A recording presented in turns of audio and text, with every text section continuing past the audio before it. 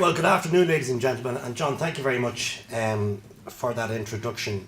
We recently met in Prague, where you were representing the Irish chapter of Transparency International, and you were speaking at an OSCE conference on the whole question of governance. And it's important because this year we, as a country, are chairman in office, as they call it, of the OSCE. And one of the key themes we're trying to stress this year across the OSCE agenda is the question of governance, how crucial it is in terms of better regulation, opening up economies. People are only going to invest in economies where there's a solid governance systems there. So thanks indeed for your contribution on that occasion. I want to congratulate Nuala in particular for the work that she has done on behalf of Transparency International. The addendum, and I think that's not a very grandiose title, I have to say, but the addendum you have is really a base from the baselining work in 2009, and we in government are very grateful for that work. It's very balanced, very detailed, very expert piece of work, building on the baseline study that was done in 2009. So thank you very much indeed for that, Nuala, and congratulations to you and your team for leading that work. Ladies and gentlemen, at the heart of any well-functioning society, our political system, are very precious commodities. These commodities are trust and confidence. Historically, Ireland was characterised by very high levels of trust in institutions and across the professions. Irish society has suffered several shocks in recent years. Our eyes have been opened. Scandals and corruption have been exposed in the political system, in the Catholic Church, in state institutions, and among banking, medical, legal, accountancy and other professions. As well as a breakdown in trust, there's also been a collapse of confidence in the capacity and competence of the highest levels within our public sector. The failure of critical institutions to adequately supervise our banking and our financial systems resulted in this country's requiring outside financial assistance through the Troika. As regards failure, let me be absolutely clear on one point. Institutional failure on a grand scale is not confined to Ireland. It happens in every society. And you don't need to refer to the difficulties now being experienced at the BBC in Britain. I don't want to sound too much like St. Augustine, but incompetence, personal failure, institutional weakness, groupthink, greed and corruption will always be with us. It's a part of being human. St. Augustine would have called it original sin. I leave the theological observations at the door at this occasion and get back to the politics of the issue. And I'm absolutely, certainly not arguing that we should accept failure as inevitable. I'm arguing that at all times we need to be fully aware of risks and alert to the possible dangers of this. As a society, we all have an interest in having strong defences against personal weaknesses and institutional weaknesses. We are citizens of a republic and members of the European Union with very clear rights and responsibilities and obligations that follow those. Above all, we have a responsibility to be active citizens. We must not be placid in the decision-making process. We should welcome robust debate, questioning voices, and contrarian opinions in our own personal lives, at work, and in our public discourse. People in positions of power and authority have a particular need to keep open lines of communication. It's very easy to be seduced by the pleasures of power and position. All of us need to encourage not a yes minister mentality. Instead, we need to encourage a but minister mentality.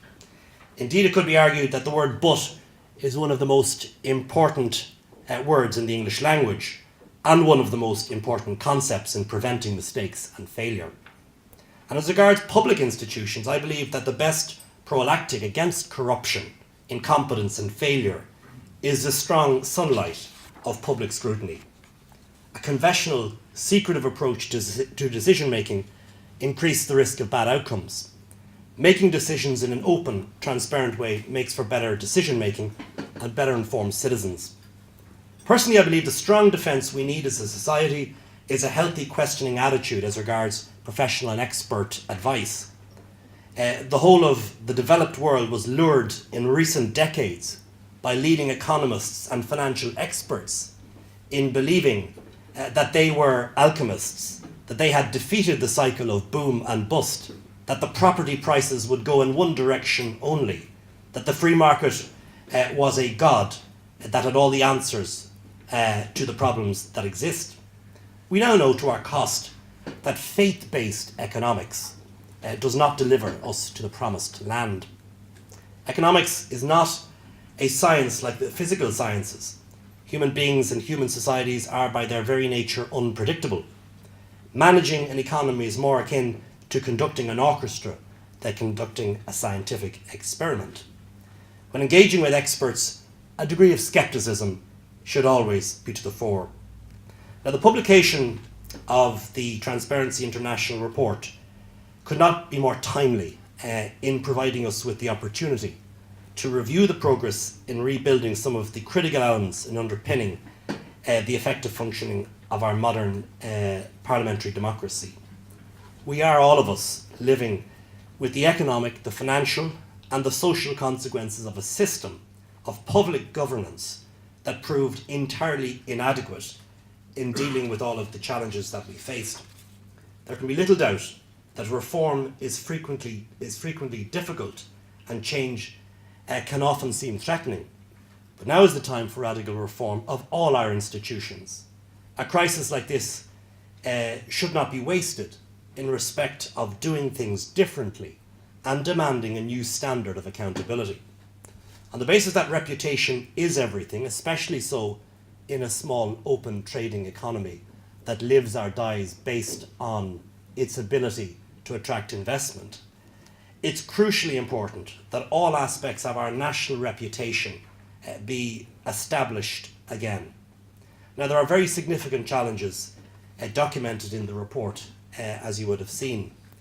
The persistent low level of trust, public trust in politicians and the political system. The strong view that corruption remains a major problem in Ireland, and the entrenched perception that a dual standard is applied by the criminal justice system in the case of white-collar crime. In circumstances where the government must continue to make difficult budgetary choices relating to the key public services and public provision in critical areas of people's lives, it's absolutely imperative that we maintain a strong sense of social cohesion. The legitimacy of our political system has never been more crucial given the choices that the government must make. The positive message is that this can be achieved by continued progress in reforming our state institutions, by rebuilding trust in our political and our administrative system, by carefully assessing and then acting on the measures that will combat the main sources of risk of corruption in our society, including what is characterised in the report as legal corruption, and by clearly demonstrating that no person or no segment of our society, our community, is immune from being made accountable. I'd like to take this opportunity to discuss some specific elements of the report of particular and direct interest to me in my role as Minister of State at the Department of Public Expenditure and Reform, in terms of highlighting some very recent progress under the government's programme for political reform relating to the jurisdiction of the Ombudsman, and providing an update on the Minister for Public Expenditure and Reform's plans, Minister Howland's plans, for the establishment of a comprehensive statutory framework for Oireachtas inquiries, and as well as taking the opportunity to focus on some areas of the report for which I have personal responsibility. The programme for government set out very clear reforms when we came into government and we published the programme. Clearly key elements of the government's political reform agenda relating, for example, to the introduction of whistleblowing legislation, the regulation of lobbying, the restoration and extension of freedom of information, and the reform of ethics legislation are allied closely with the agenda for action highlighted in the report.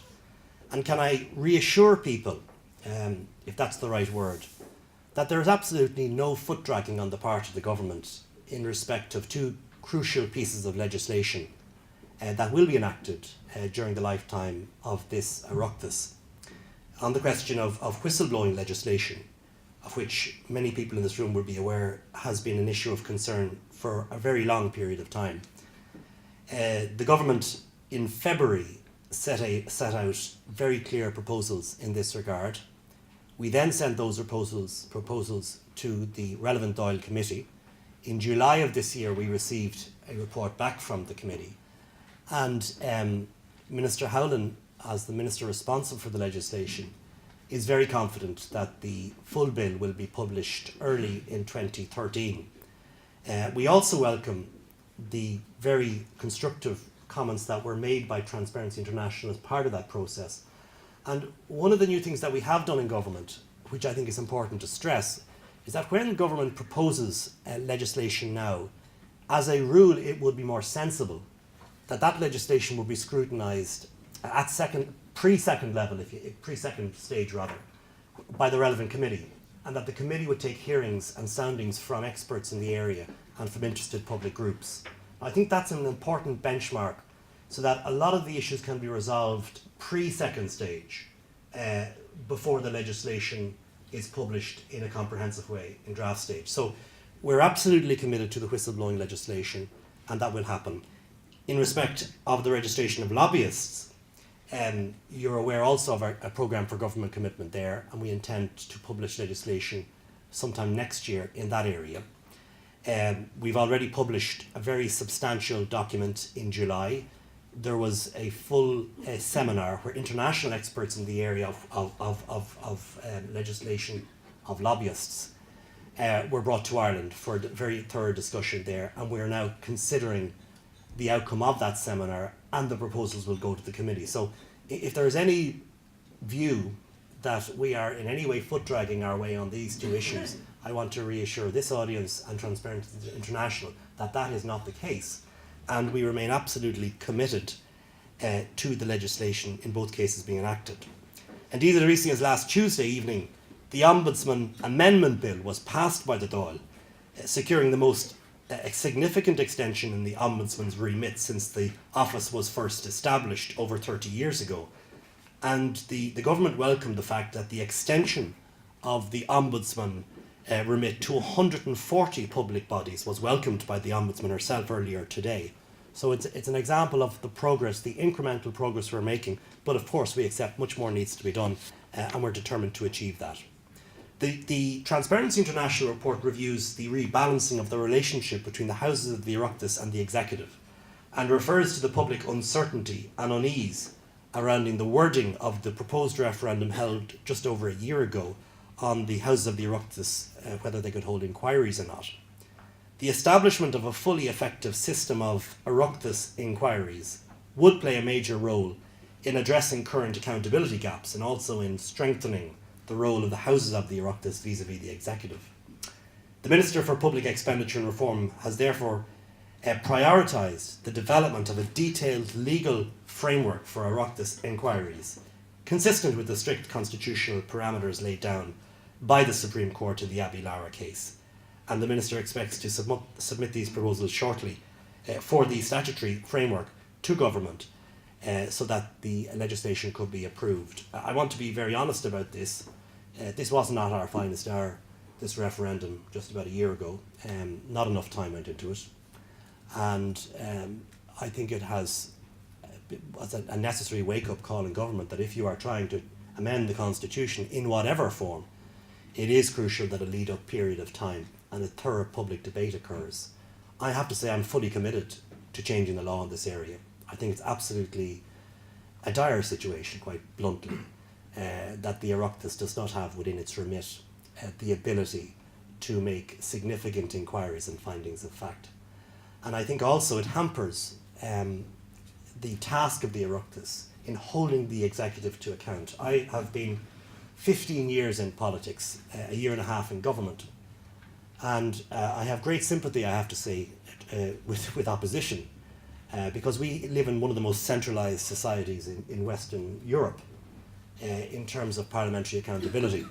And it seems to me that if we are going to rebalance that fundamental function between the executive and Parliament, it is an absolute essential ingredient that inquiries of the type that we proposed last year should be allowed and should be permitted under the Constitution. That would require another referendum, and obviously that is a matter for government to determine. But as a first in that regard, the Minister will be bringing forward proposals shortly on draft legislation to improve the existing constitutional interpretation that's there following Abilara. If I might make some comments on public procurement, because it's an issue that I have direct responsibility for. I know the 2009 country study identified public procurement as one of the weak links in national efforts to minimise the risk of corruption. It highlighted the risk of significant abuse and waste and recommended greater centralised coordination of procurement policy, as well as reporting and mentoring of public procurement to mitigate these risks. In view of my own responsibility as Minister with responsibility for public procurement, and obviously I have a keen interest in this area, and I fully agree with the comments made in the report and the comments made in 2009. And I think the world that we are going into in terms of procurement is exactly the space that was outlined in the 2009 report. Fewer procurers, more centralised procurement, people involved in procurement not as a hobby or as kind of an add-on, people involved in procurement as a full-time career, much more frameworks and much more accountability in terms of the decision-making process. We are still spending as a country on goods and services this year €9 billion. 7 of the 9 billion is addressable by way of frameworks and by way of centralised procurements. And we've got to take those decisions out of the local and more into the centre, because that's where you can exact the savings, and that's where you can ensure that the standard of procurement is on the kind of exacting standard that would apply in other countries. So not only is this good for the country in terms of savings and efficiencies, it's also good in saying that the standard of public procurement will move to a model which is more centralised, more focused, and much more requiring on local bodies and public state authorities. So we very much welcome the key aspects of the report in 2009 and the reports that have been made since then. Obviously, an important discussion point at today's seminar relates to the need to secure substantially greater accountability, as captured in the title for the panel discussion in the seminar, Ending Impunity, How Do We Call People to Account? Alongside public procurement reform, as well as shared services and property portfolio management, another major aspect of my responsibility is the area of public service reform relating to government level performance measurement in strengthening accountability. Now, the programme for government contains a number of significant commitments designed to enhance public sector accountability. The range and diversity of specific commitments is a good illustration of the size and complexity of the accountability agenda, including issues such as substantially more performance measurement, a much greater focus on outputs and outcomes, more effective leadership, strategy development and change management. In essence, the government's approach reflected in the programme for government is an accountability system in which public officials are held more directly and individually responsible for their performance. This is likely to lead to a substantial strengthening in the performance of the public service overall. This year will see the introduction of performance budgeting for almost all government departments and offices. Alongside the spending allocations performance indicators, both outputs and outcomes, are set out clearly for all to see. It's important that we focus on performance and results. In other words, not just how much are we spending, but what exactly we were achieving with the money we raised. And can I give you a concrete example of this? Last week I was before an Oireachtas committee where I set out in my own department the reductions in expenditure proposed for 2013 and how we're proposing to exact that across the subheads. And I had a very blunt conversation with colleagues in the Oireachtas committee asking them to set out what would they do differently, what cuts would they make, how do they approve to the kind of reductions I was making. Now, that's an example of the kind of engagement in parliamentary committees that we need to see, where they have much more power and control in defining expenditure items and defining what we spend on the kind of efficiencies we obtain.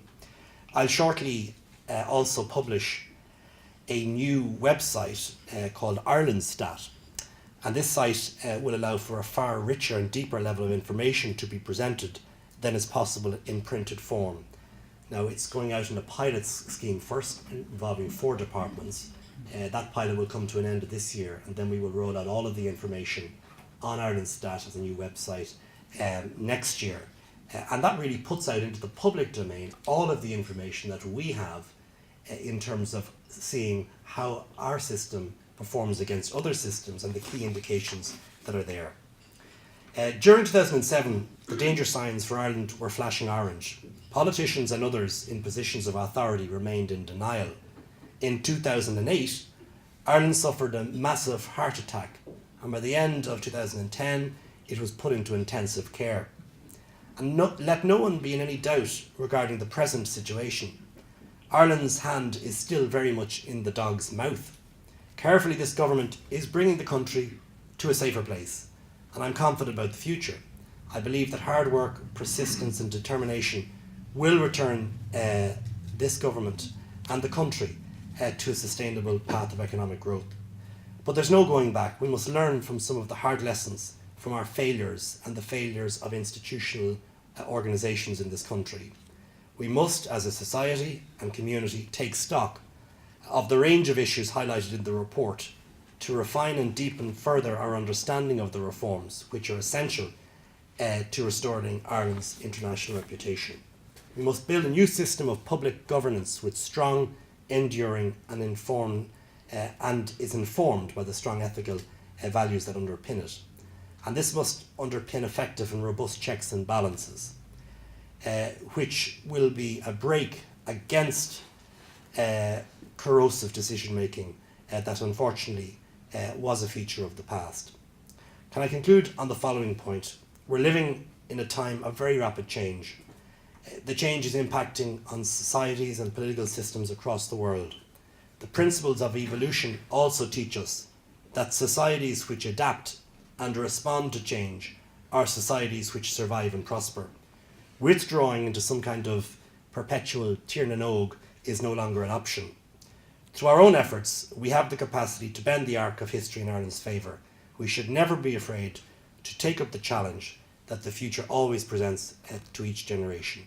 As far as the government is concerned, ladies and gentlemen, the addendum report that's being published today will inform and help our work in all of the areas that we've outlined in the programme for government. And it is right and proper that an organisation like Transparency International is always making sure that government holds to its commitments and holds to its programme for government commitments specifically. It is a good thing that this organisation is rightly questioning where we stand on all these issues.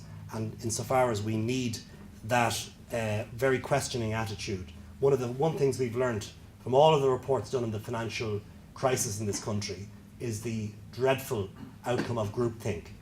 And I have no doubt that that will never happen as long as an organisation like Transparency International and the Irish chapter of Transparency International is here to make sure that we're held to account. Thank you very much.